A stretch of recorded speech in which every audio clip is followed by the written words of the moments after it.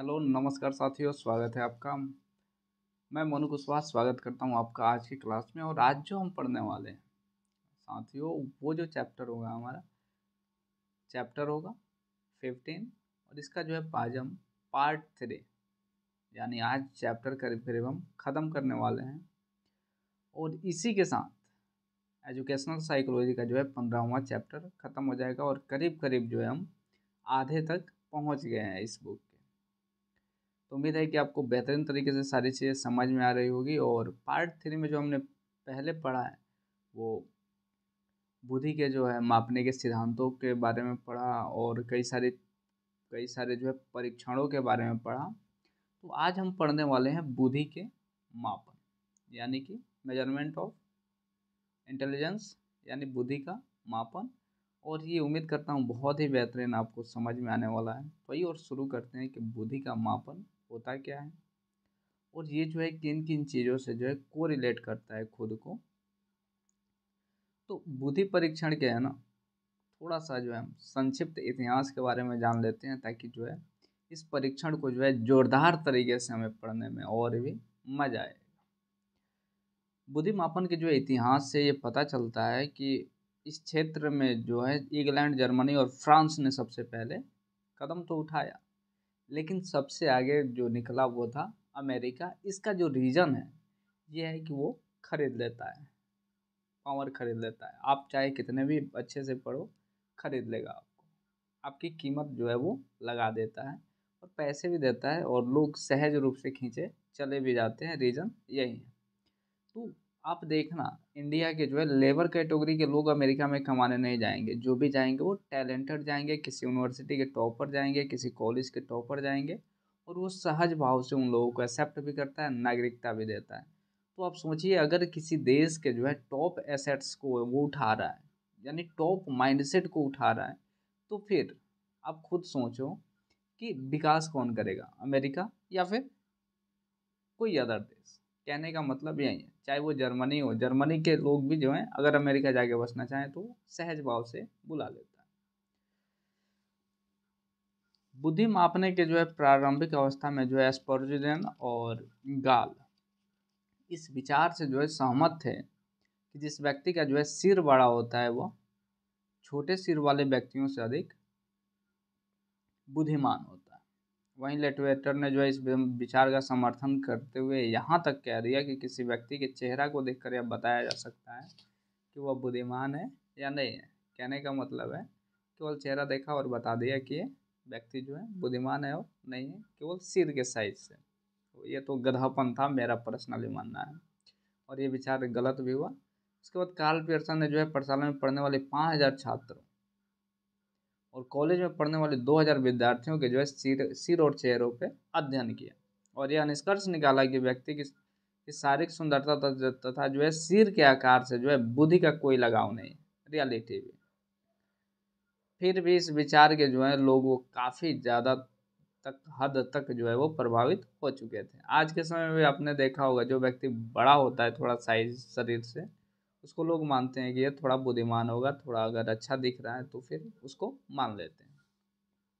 Germany के मनोवैज्ञानिक जो है क्रियात्मक क्षमता के आधार पर जो है बुद्धि को मापने का प्रयास किया और उनका विचार था कि जिन व्यक्तियों में क्रियात्मक क्षमताएं अधिक होती हैं वे अधिक बुद्धिमान होते हैं तथा जिनमें क्षमताएं कम होती हैं वो निर्मल बुद्धि के होते हैं। और ये भी धारणा कुछ दिनों के बाद गलत हो गई। और इस संदर्भ में जो है इंग्लैंड के जो है वो फ्रांसिस थे गाल्टन, आपने पढ़ा होगा, ग्रेजुएशन में पढ़ा होगा और पोस्ट ग्रेजुएशन पीजी में भी आपने पढ़ा ही होगा गाल्टन के बारे में। और उन्होंने जो है मानसिक प्रतिमाओं का अध्ययन किया यानी मेंटल इमेज का अध्ययन किया और व्यक्तिक भिन्नता का जो है सिद्धांत निकाला और जो है बुद्धि मापन के जो है व्यक्तिक विकास में काफ़ी सहायक हुआ। गार्डन के ही विचार से जो है प्रभावित होकर कुछ मनोवैज्ञानिकों ने यह निष्कर्ष निकाला कि व्यक्ति की जो है धारणा शक्ति, ध्यान शक्ति, कल्पना शक्ति का जो है दूसरा नाम बुद्धि है। अतः जो है यदि व्यक्ति की इन शक्तियों का मापन किया जाए तो इससे बुद्धि की जांच जो है वो की जा सकती है। जर्मनी के एक मनोवैज्ञानिक थे इविंगहॉस, उन्होंने जो है धारणा शक्ति की जांच के लिए कई खास विधियों का निर्माण किया, लेकिन यह विचार भी आगे चलकर गलत सिद्ध हुआ। और प्रयोगात्मक अध्ययन से अब पता चला कि धारण शक्ति, ध्यान शक्ति और कल्पना शक्ति का जो है मापन यद्यपि जो है शैक्षणिक दृष्टिकोण से काफ़ी महत्वपूर्ण है, फिर भी जो है इससे बुद्धि मापन वो संभव नहीं है। अमेरिका में 1890 में जो है कैटल ने कई बुद्धि परीक्षणों का आविष्कार किया। कोलंबिया विश्वविद्यालय में अपने विद्यार्थियों की जो है उन्होंने बुद्धि मापी, और इन बुद्धि परीक्षणों के आधार का जो है आधार था ये था किसी वस्तु को पकड़ना की क्षमता होना, और इसके बाद रंगों को का नाम बताने की गति, धारण करने की अवधि इत्यादि। और आज भी कई सारी कंपनियों में आप जाइएगा तो वहाँ पे देखने को मिलता है कि ऐसा चेक किया जाता है कि व्यक्ति का जो है मेंटल एबिलिटी कितनी है। इसके बाद जो है बुद्धि मापन के जो है वैज्ञानिक के रूप में का जो है श्रेष्ठ सर्वप्रथम जो है अल्बर्ट बीने, जिन्होंने जो है बीने साइमन और कई सारे जो है वो बुद्धि मापनियों का जो है आविष्कार किया। तो बीने को मिला, और इनको है जो बुद्धि मापन का जन्मदाता भी कहा जाता है। इसके आगे आपको थॉर्नडाइक में मिलेंगे, थॉर्नडाइक पढ़ चुके हैं, थर्स्टन पढ़ चुके हैं। तो आइए और बीने से हम शुरू कर लेते हैं। 1904 में बीने को जो है फ्रांस सरकार की ओर से एक शैक्षणिक कमेटी का सदस्य बनाया गया, और इस बात का पता लगाने के लिए कहा गया कि पाठशालाओं के जो है बालकों की अत्यधिक सफलता का जो है असल कारण क्या है।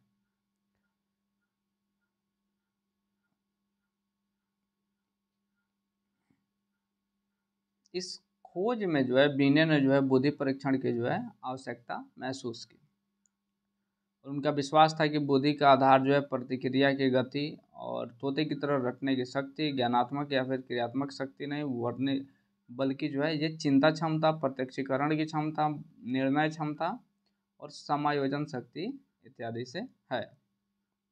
1905 में जो है कड़ी परिश्रम के बाद साइमन के साथ मिलकर और विभिन्न आयु के बच्चों के लिए विभिन्न प्रकार के जो है प्रश्न बनाए गए, इन्होंने बनाए, और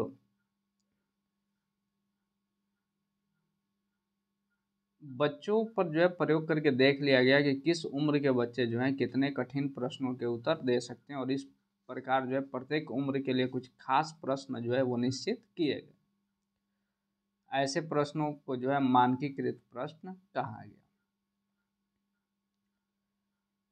1908 में जो है बीने ने अपने बुद्धि मापन के में जो है संशोधन करके और 3 से 11 वर्ष के बालकों के लिए अलग अलग प्रश्न बनाए। और सबसे ज़्यादा अगर किसी बुद्धि मापन जो है वो संशोधन हुआ है तो बीने के द्वारा जो है वो मापन किया गया, और आज भी जो है वो जो सिद्धांत है या फिर जो परीक्षण है उसका इस्तेमाल बहुत ही ज़्यादा किया गया होगा। हालांकि आपने सेकेंड सेमेस्टर में भी पढ़ा हुआ होगा बीने साइमन, जिसमें बुद्धि जो है पढ़ना है, और वहाँ पे थोड़ा सा आता है देखने को। इसके बाद जो है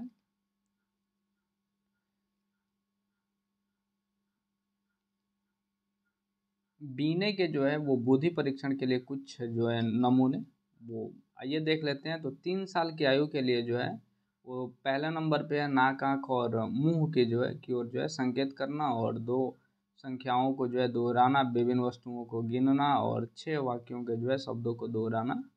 ये जो है 3 साल की आयु के बच्चों में जो है ये परीक्षण करके देखा जाता है। उसके बाद जो दूसरा नंबर है 8 साल की आयु के लिए, और इसमें जो है चित्र में जो है छिपे हुए अंश को बताना।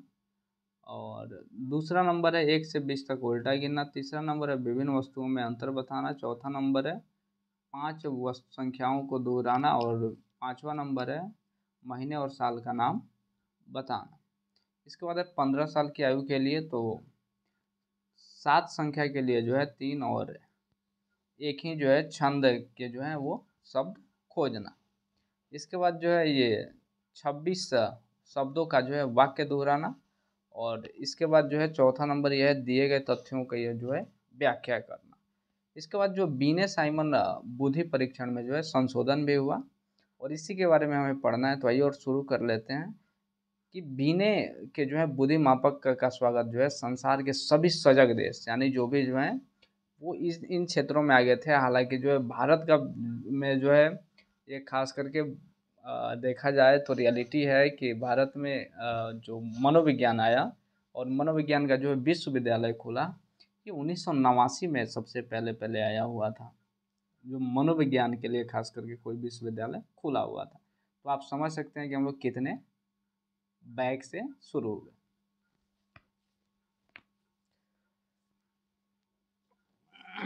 और इसमें जो है वो कई सारे जो है संशोधनों की जो है आवश्यकता महसूस भी की गई। और एक इसका जो है मुख्य कारण था कि यह जो है संस्कृतिवाद परीक्षण था, यानी वहाँ के जो लोगों के लिए जो है संस्कृति के लिए के हिसाब से जो है ये परीक्षण था। और फ्रांस के अतिरिक्त जो है ये दूसरी संस्कृति के बालकों के लिए उपयुक्त नहीं था, इसीलिए इसमें जो है कुछ संशोधन किया गया। आइए और देख लेते हैं उसको।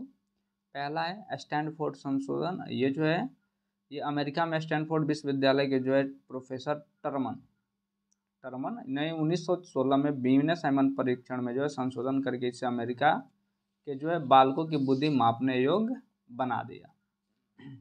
ऐसे जो फ्रोवेल ने जो है किंडरगार्टन का जो है वो आविष्कार किया था, तो उसमें कई सारी चीज़ों का जो है इस चेंजेबल किया गया। और भारत में भी जो है वो उन्होंने उस समय जो चीज़ बताए थे, आजकल तो कई सारी चीज़ों का इस्तेमाल नहीं किया जाता है, लेकिन आज भी उनका जो है महत्व है और उन्हीं के नाम से जाना जाता है किंडरगार्टन को। और किंडरगार्टन जितने स्कूल हैं छोटे छोटे बच्चों के प्ले स्कूल, वो उन्हीं के नाम पे है।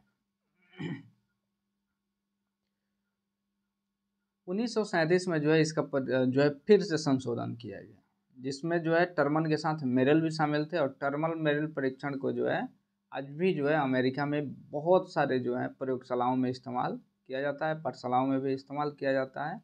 और इसकी जो है खास विशेषता यह है कि यह जो है 2 वर्ष से लेकर 18 वर्ष के बालकों की जो है बुद्धि मापता है। इसके बाद दूसरा नंबर है सिरिल बर्ट संशोधन। इंग्लैंड के जो है एक प्रसिद्ध मनोवैज्ञानिक सिरिल बर्ट ने जो है बिना साइमन परीक्षण के में जो है संशोधन करके और इसे इंग्लैंड के बालकों की बुद्धि मापन के योग्य बना दिया। और इस परीक्षण में जो है मानसिक आयु मालूम करने की जो है विधि बहुत सरल है। एक बालक द्वारा हल किए गए प्रश्नों की संख्या के अनुसार दी हुई तालिका को देखकर उसकी मानसिक आयु आसानी से ज्ञात की जा सकती है। इसके बाद जो तीसरा नंबर इसके बाद जो परीक्षण है ये व्यक्तिगत परीक्षण, जिसको हम इंडिविजुअल टेस्ट बोलते हैं। केस स्टडी इसको हम थोड़ा सा मान सकते हैं, क्योंकि ये जो है ना थोड़ा केस स्टडी तो मेथड हो गया पढ़ाने का, लेकिन ये जो है ये परीक्षण है यानी व्यक्तिगत परीक्षण। और व्यक्तिगत मापन का जो है तात्पर्य ऐसे परीक्षणों से है जिसके द्वारा जो है एक समय में केवल एक ही व्यक्ति की बुद्धि मापी जा सकती है।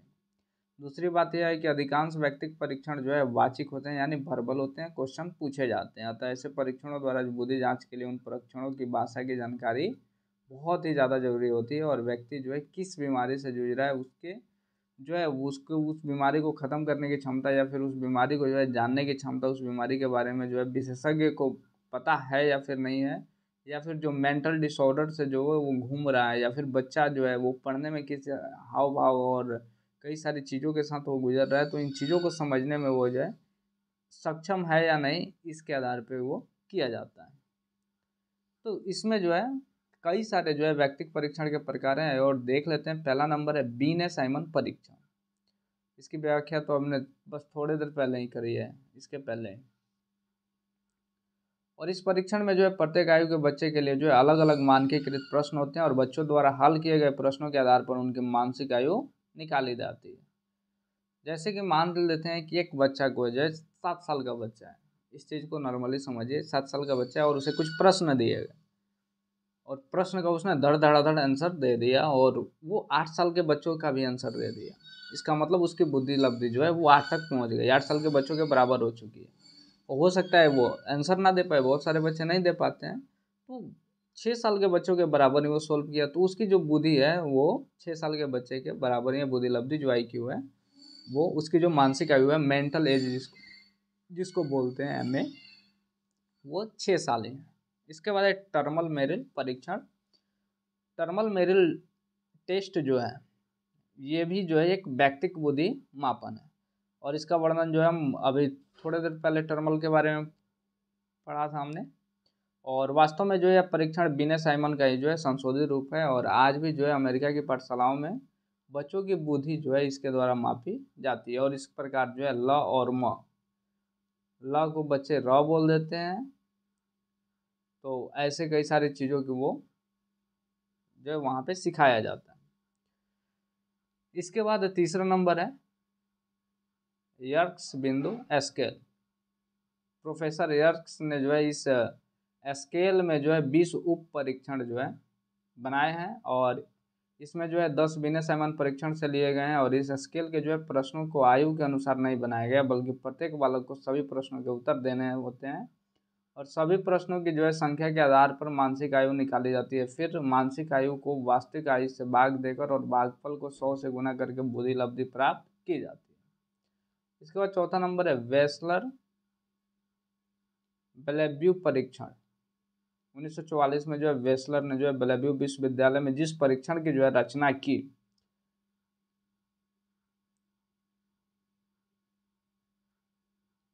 और यह परीक्षण जो है वयस्कों के बुद्धि मापने के लिए इस्तेमाल किया जाता है, उपयुक्त है। तो याद रखिएगा वयस्कों के लिए जो है वो इस्तेमाल होता है वेस्लर और बीने साइमन बच्चों के लिए ज़्यादातर इस्तेमाल किया जाता है।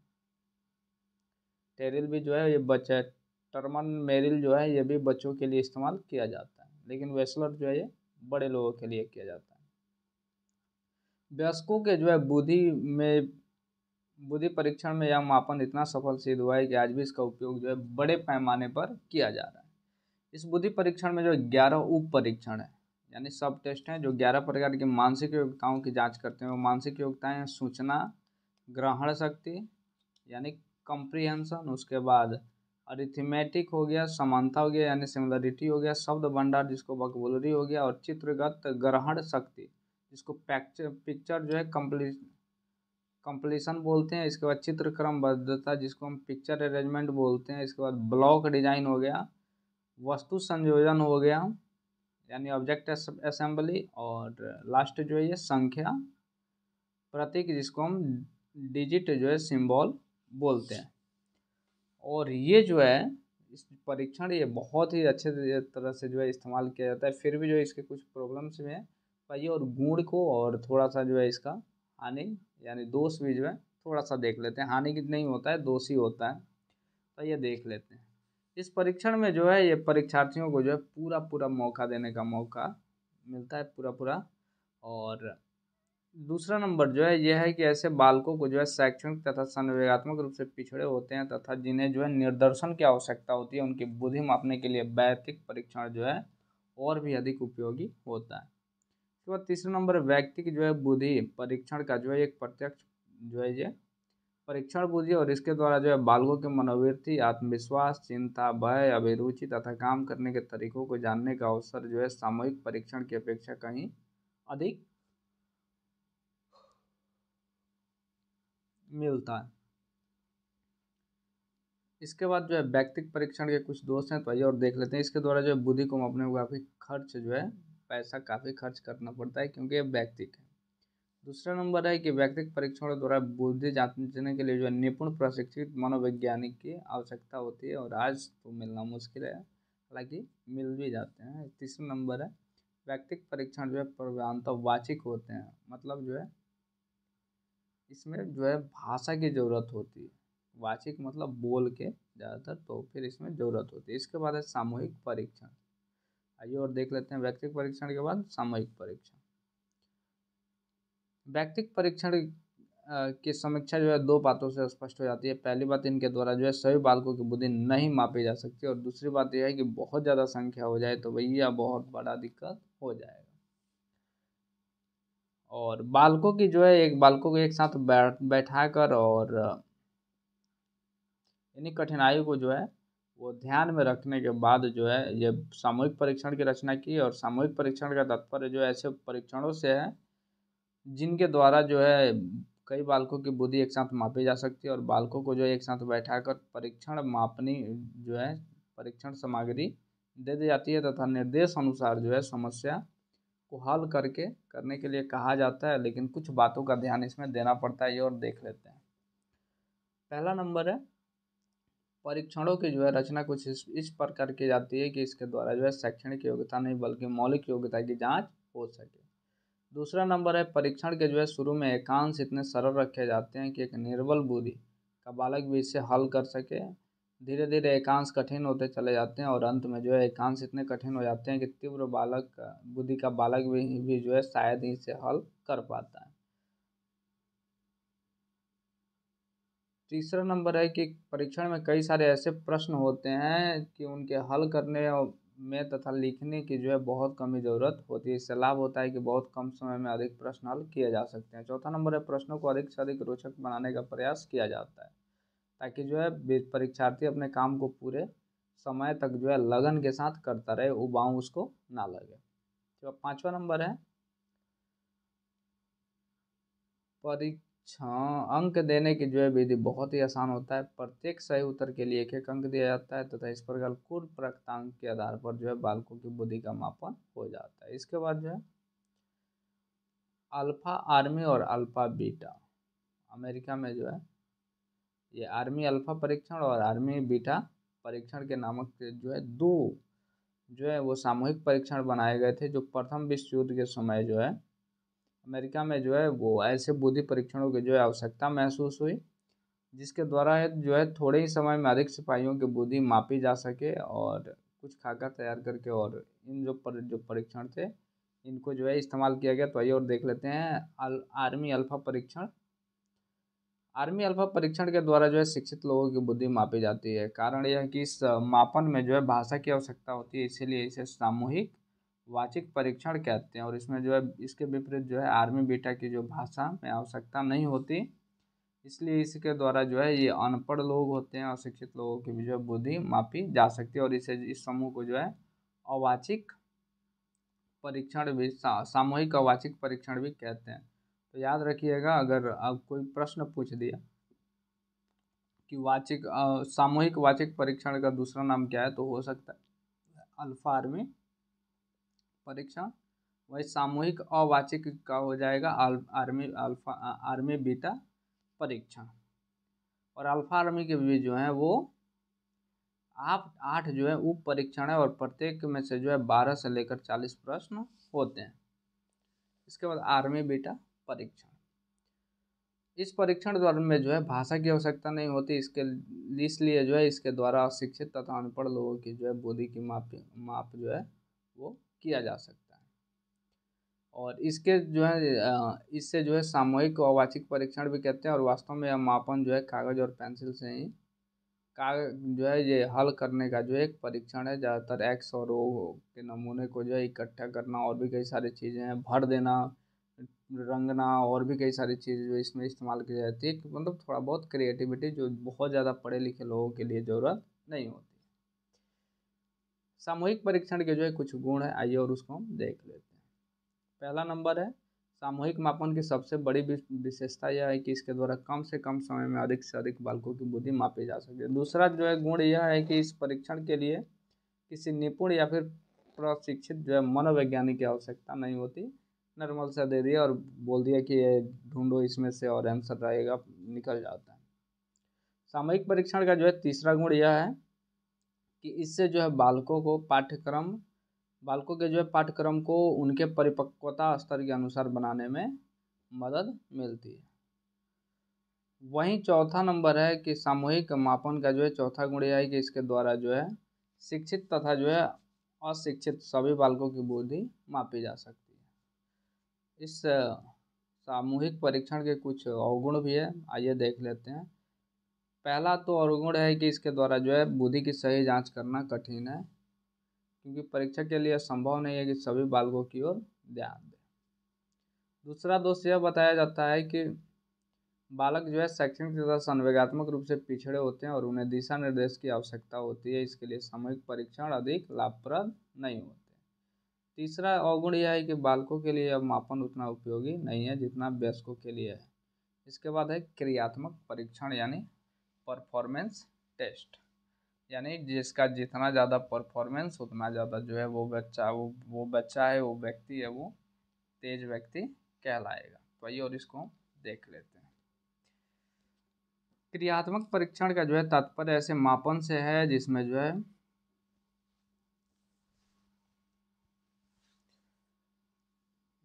जिसमें जो है बिना भाषा के प्रयोग किए जो है किसी व्यक्ति की जो है बुद्धि उसके द्वारा किए गए कार्यों के आधार पर मापी जाती है। वाचिक परीक्षण के लिए आवश्यक है कि व्यक्ति उस परीक्षण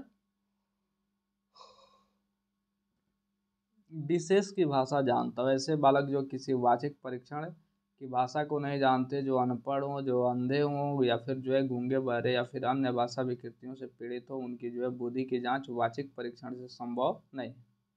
वाचिक परीक्षण की जो है इन्हीं त्रुटियों को ध्यान में रखकर विद्वानों ने ऐसे परीक्षण को निर्माण करना चाहा जिनमें त्रुटि जो है वो मुक्त हो।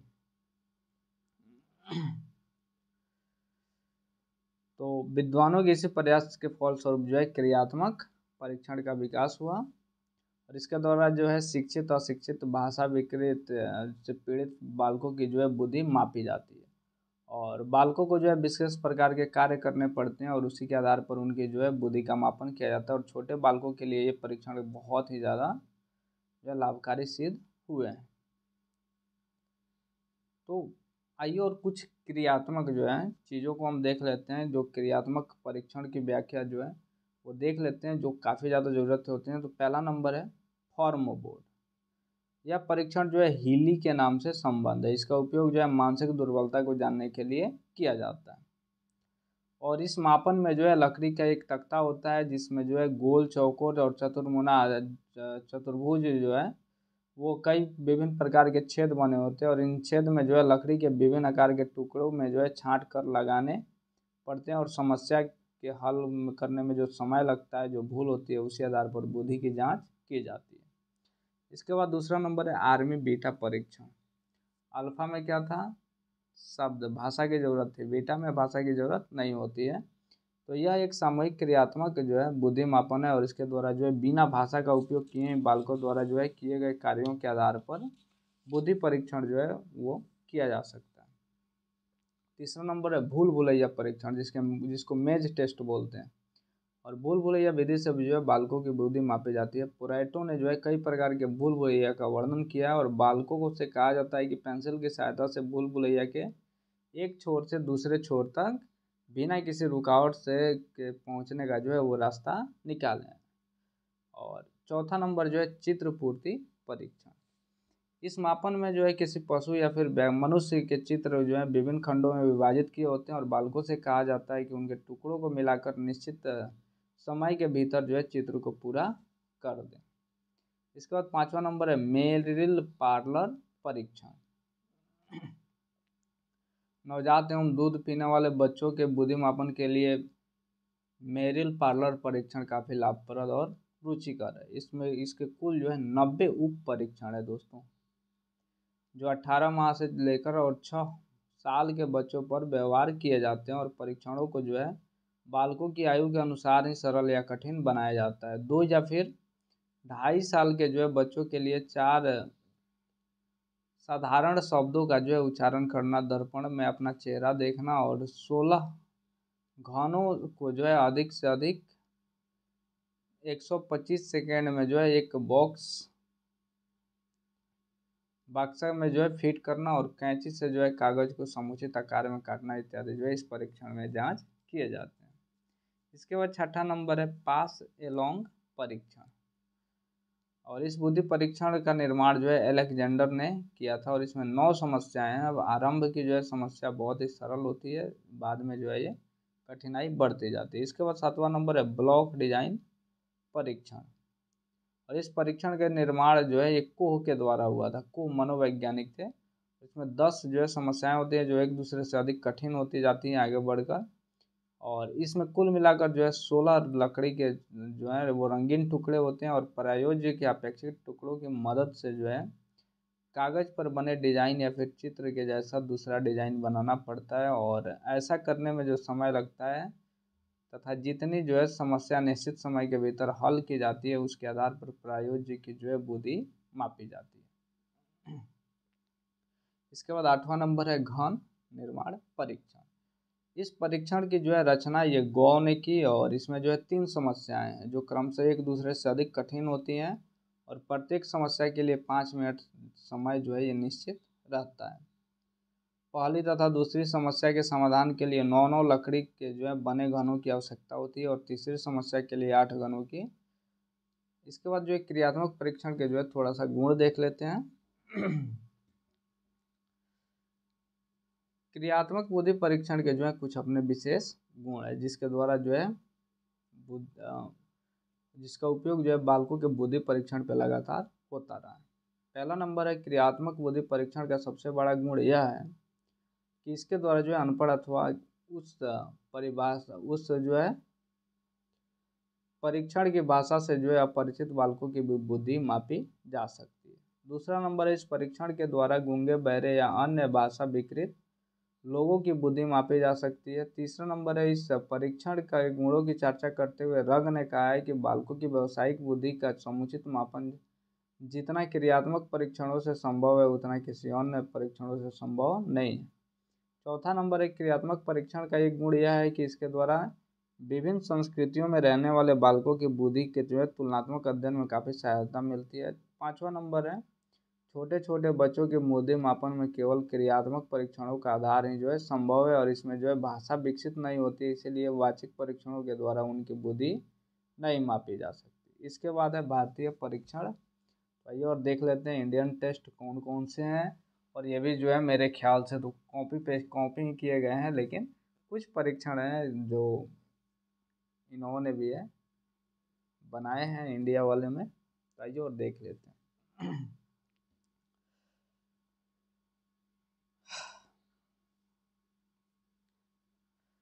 पहला जो नंबर होगा परीक्षण ये होगा हिंदुस्तानी विनय क्रियात्मक परीक्षण, यानी उठाया और कॉपी पेस्ट किया, थोड़ा बहुत चेंजेस इसमें लाए। CH राइस ने जो है इस बुद्धि परीक्षण का निर्माण किया और इस परीक्षण में जो है 9 क्रियात्मक और 26 जो है वाचिक एकांश हैं। वाचिक एकांश हिंदुस्तानी भाषा में, इसलिए इनके पर्यायवाची शब्द जो है पंजाबी भाषा में भी दिए गए हैं। रईस महोदय ने जो है पंजाब के 5 से 16 वर्ष के जो है 929 स्कूली बच्चों पर जो है परीक्षण किया और इस नर्म को जो है तैयार किए और परीक्षण को जो है अधिक से अधिक रोचक बनाने का प्रयास किया गया ताकि प्रायोजक की जो है अभिरुचि वो अंत समय तक जो है वो कायम रह सके। वास्तव में बुद्धि मापन क्षेत्र में रईस का जो है यह पहला जो है मनोवैज्ञानिक जो है प्रयास था जिसका सहर्ष जो है स्वागत किया गया, लेकिन ये कई क्षेत्रों में जो है वो उपयोगी नहीं हो सका। दूसरा नंबर है जलोटा परीक्षण, जलोटा टेस्ट। 1934 में जो है एस जलोटा ने जो है साधारण मानसिक परीक्षण का निर्माण किया और यह परीक्षण जो है 9 तत्वों का जो है एक बैटरी टेस्ट है। इसके जो है कुछ एकांश जो है बर्ट तथा कुछ जो है ये टर्मन के परीक्षण से लिए गए हैं, मतलब कॉपी किया गया है देख के, और 2 4 5 लोगों का और कर लिए। और भारत में जो थीसिस भी पढ़ते हैं ना दोस्तों, वो लोग भी ज़्यादातर कॉपी वो कोशिश होती है कि कम से कम पढ़ा जाए और कॉपी पेस्ट कर लिया जाए किसी ऑथर का, किसी 4 5 किताबों से तो लिख के, और एक अपनी जो है थीसिस छप जाती है। रियलिटी तो यही है, एनालाइज थोड़ा बहुत लिखना पड़ता है एनालाइजेशन, लेकिन रियलिटी यही है कि छप जाती है। इसके बाद है मेहता परीक्षण।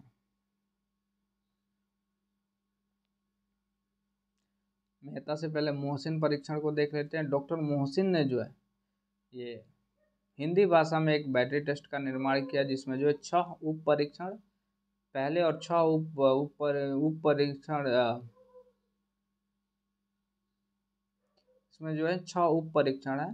पहले उप परीक्षण में 20, दूसरे में 30, तीसरे में 40, चौथे में 22 और पांचवें में 26, छठे में जो है वो 28 एकांश हैं जिन्हें जो है उन्हें क्रमशः 5 5 8 8 7 तथा 10 मिनट तक जो है वो हल करना पड़ता है और प्रत्येक उत्तर के लिए 1 अंक दिया जाता है।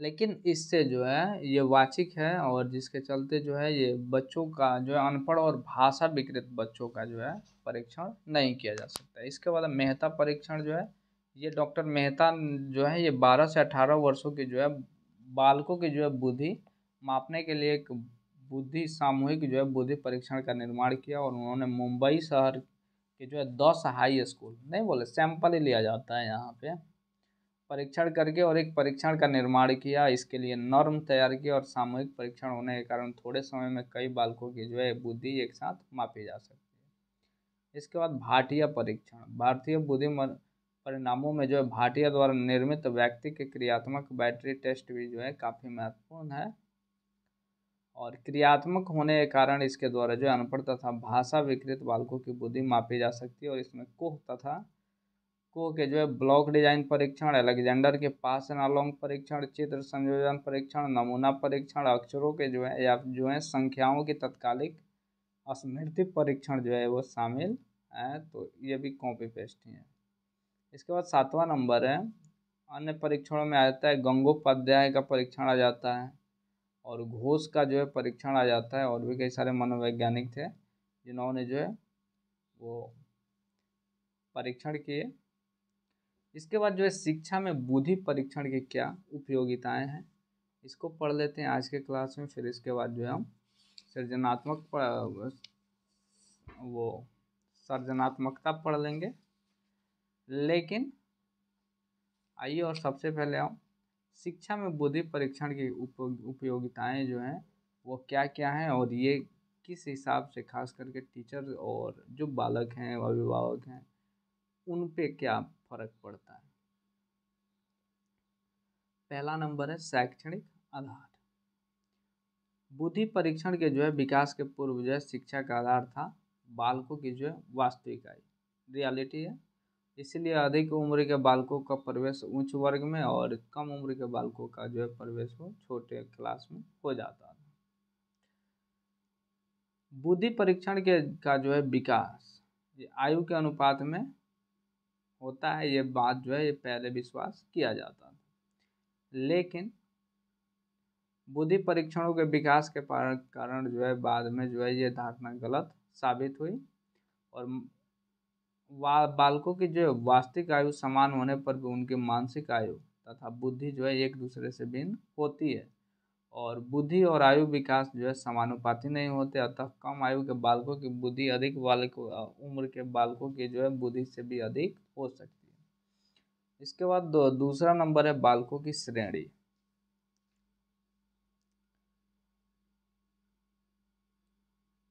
बुद्धि परीक्षण का जो है यह एक शैक्षणिक महत्व है कि इसके द्वारा हम बालकों को जो है उनकी बुद्धि के अनुसार विभिन्न श्रेणियों में को जो है विभाजित करने में समर्थ हो चुके हैं। आज हम बुद्धि परीक्षणों के द्वारा बालकों की जो है बुद्धि लब्धि निकाल कर आसानी से जान पाते हैं कि कौन बालक कितना अधिक या फिर कम बुद्धिमान है, और इसके आधार पर जो है विभिन्न श्रेणियों में विभाजित किया जाता है। और इस विभाजन से जो है विभिन्न श्रेणियों के बालकों की जो है शैक्षिक योजना में काफ़ी ज़्यादा सहायता मिलती है। तीसरा नंबर है श्रेणी में व्यक्तिक भिन्नताएं। बुद्धि परीक्षण के द्वारा जो है किसी श्रेणी विशेष के बालकों की व्यक्तिक भिन्नताओं को भी जो है जानने का अवसर मिलता है, और एक श्रेणी के बालकों की बुद्धि लब्धि में भी जो है अंतर होता है। और बुद्धि परीक्षणों के द्वारा जो है शिक्षकों को इस बात का ज्ञान हो जाता है कि एक श्रेणी के बालकों में जो है कौन बालक अधिक बुद्धिमान और कौन कम बुद्धिमान है, और इससे जो है बालकों को औपचारिक तथा अनौपचारिक परामर्श देने में सहायता मिलती है। इसके बाद है शैक्षिक निर्देशन, जिसको एजुकेशनल गाइडेंस बोलते हैं। और इसके बारे में कहा जाए तो शैक्षिक निर्देशन के दृष्टिकोण से जो है बुद्धि मापन की उपयोगिता शिक्षा में बहुत ही महत्वपूर्ण है, और वास्तव में शिक्षा शैक्षिक निर्देशन ही जो है ये की आधारशिला जो है ये बुद्धि लब्धि है, और बालकों में जो है उनकी बुद्धि के अनुकूल जो है एक विशेष प्रकार की शिक्षा प्राप्त करने का जो है निर्देशन दिया जाता है। बालकों की शिक्षा व्यवस्था उनके बौद्धिक स्तर के अनुकूल होना जो है बहुत ही ज़्यादा आवश्यक है। इसका कारण यह है कि बौद्धिक स्तर तथा शैक्षिक स्तर में अंतर होने से जो है ये बालकों का जो है शैक्षिक विकास और समुचित रूप से जो है हो नहीं पाता है। इसीलिए जो है बुद्धि परीक्षणों के द्वारा किसी बालक के जो है बौद्धिक स्तर का पता लगाया जा सकता है, तब उन्हें जो है एक विशेष प्रकार का जो है शिक्षा निर्देशन दिया जाता है। इसके बाद है व्यावसायिक निर्देशन, जिसको हम वोकेशनल गाइडेंस बोलते हैं। और बुद्धि परीक्षण का जो है महत्व व्यावसायिक दृष्टिकोण से भी देखा जाता है, और वास्तव में जो है शिक्षा का उद्देश्य है बालकों का सर्वांगीण विकास, जिसका एक आवश्यक अंग व्यवसाय है। अतः शिक्षा के जो है उद्देश्य तभी पूरा हो सकता है जब बालक शिक्षित होकर किसी व्यवसाय में समायोजित हो गया हो, और शिक्षा के इस व्यापक उद्देश्य की जो है पूर्ति में बुद्धि मापन का योगदान अनिवार्य हो। इसका कारण यह है कि विभिन्न व्यवसाय के लिए विभिन्न मात्रा में बुद्धि की जो है आवश्यकता होती है, और एक कम बुद्धिमान व्यक्ति जिस सफलता के साथ किसी व्यापार को कर सकता है, उतनी सफलता के साथ एक अधिक बुद्धिमान व्यक्ति नहीं कर सकता है कई सारे केसेज में। इसके बाद चौथा नंबर है, छठा नंबर, अभिभावकों के लिए निर्देशन यानी गाइडेंस ऑफ गार्जियंस। बुद्धि परीक्षण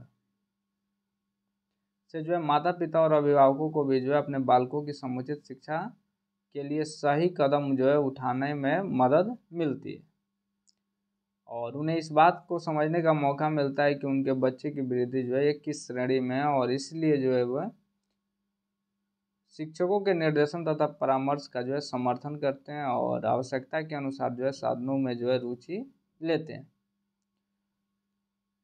आज भी जो है अभिभावकों की जो है कमी नहीं है, जो अपने बच्चों को की असफलता के कारण जो है ये बौद्धिक क्षमता की कमी नहीं मानते, बल्कि शिक्षकों को जो है दोषी ठहराकर और तरह तरह के गुल भी खिलाया जाता है, शिक्षकों के ऊपर दोष मढ़ दिया जाता है। यदि ऐसे अभिभावकों को जो है उनके बच्चों की जो है बुद्धि की जानकारी करा दी जाए तो एक और उनके बच्चों का कल्याण हो और दूसरी ओर उनकी मानसिक जो है चिकित्सा भी हो जाए भैया, उसका भी इलाज भी उनका मेंटल वाला हो जाए।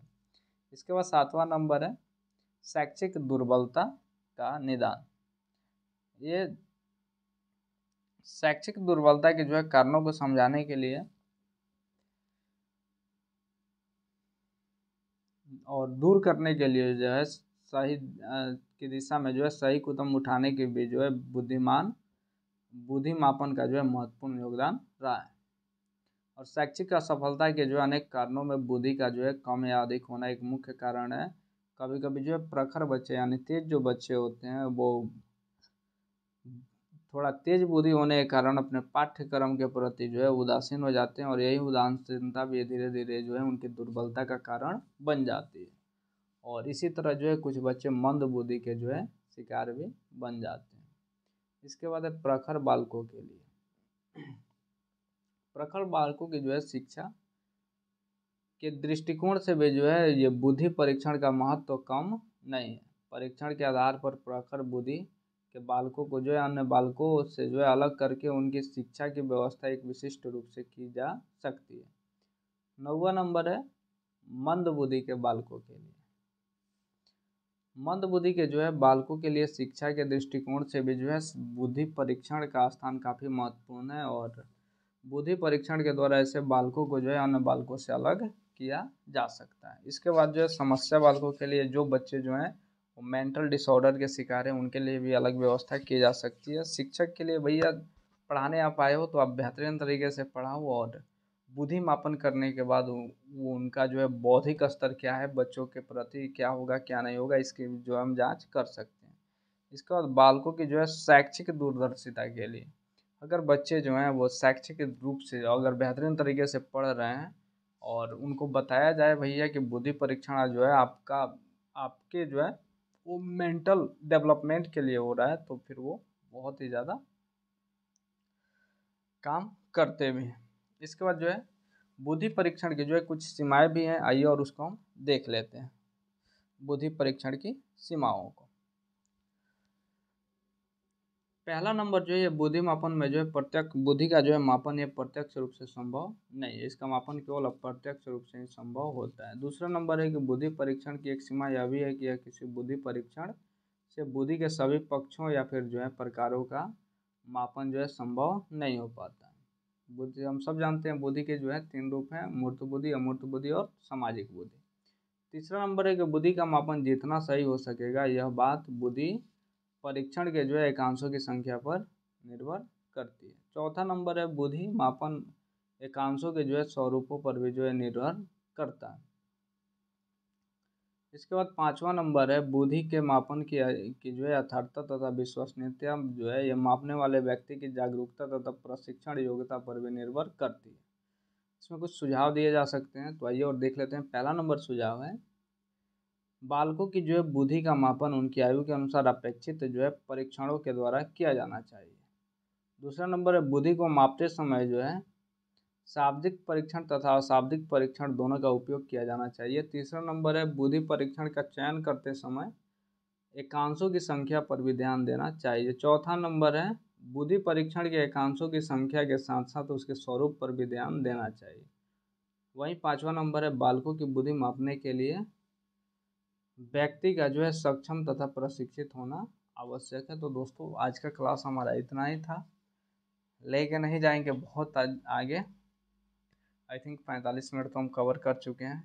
इसके बाद जो है इसी चैप्टर का जो है सृजनात्मकता कोई बहुत बड़ा नहीं है, आई थिंक वो भी 40 से 45 मिनट में कवर हो जाएगा। तो आप नेक्स्ट वीडियो यानी कल के लिए उसको रिजर्व करते हैं, कल के वीडियो में आप ज़रूर देख लीजिएगा।